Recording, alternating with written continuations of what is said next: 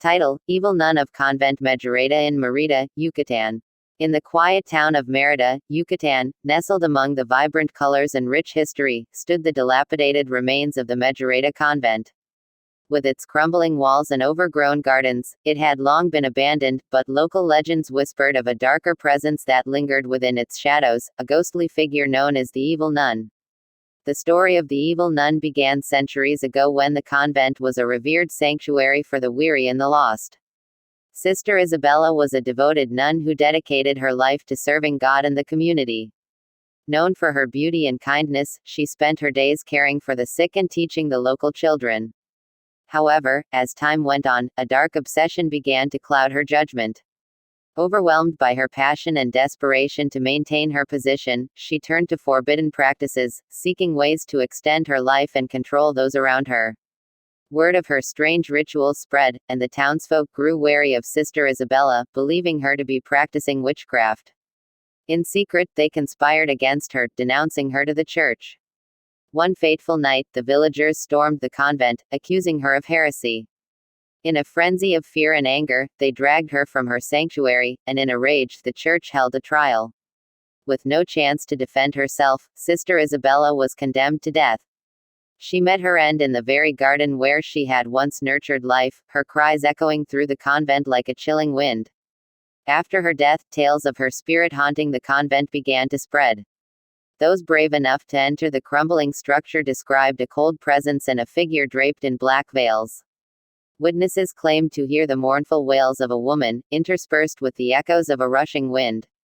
Some who dared venture inside at night reported strange phenomena, the flickering of lights, objects being moved, and the whispered prayers of a woman's voice caught in the air. As decades turned to centuries, the legend of the evil nun grew, and the convent became a place to avoid.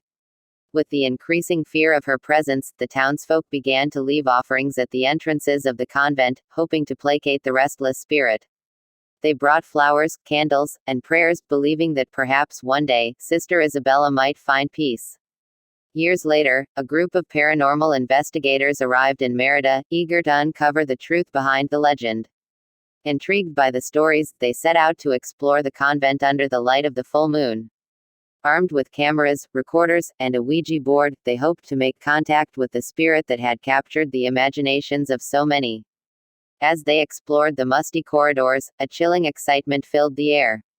The flickering of flashlights danced on the walls, casting eerie shadows. Suddenly, one of the investigators felt a sudden drop in temperature. The air grew heavy, and the atmosphere shifted. They gathered around the Ouija board, their fingers trembling as they sought answers from the spirit world. "Is Sister Isabella here with us?" one investigator asked, their voice barely above a whisper. The planchette began to move, spelling out a single word: revenge. Panic washed over the group as they realized the dark warning buried within the letters. They exchanged nervous glances, their curiosity giving way to terror. Just then, a loud crash echoed through the convent, startling them. The air thickened with the unmistakable scent of decay, and they felt a presence manifest in the shadows. One member of the group felt a hand tighten around their wrist, icy and unyielding.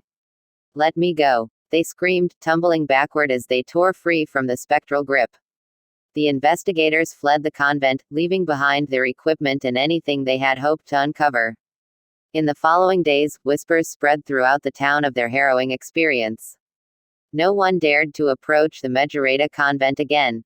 The presence of the evil nun remained, undisturbed in her haunted abode, forever bound to the echoes of betrayal and sorrow. From that day on, the convent became more than just a ghost story, it was a solemn warning of the pain that dwells in the hearts of the betrayed, and the lengths one might go to seeking retribution from beyond the grave. Visitors to Mérida would often tell tales of making offerings at the convent gates, an attempt to honor Sister Isabella, hoping that one day she might finally rest in peace, leaving behind the shadows of vengeance that had consumed her soul. I hope you enjoyed our frightening tale.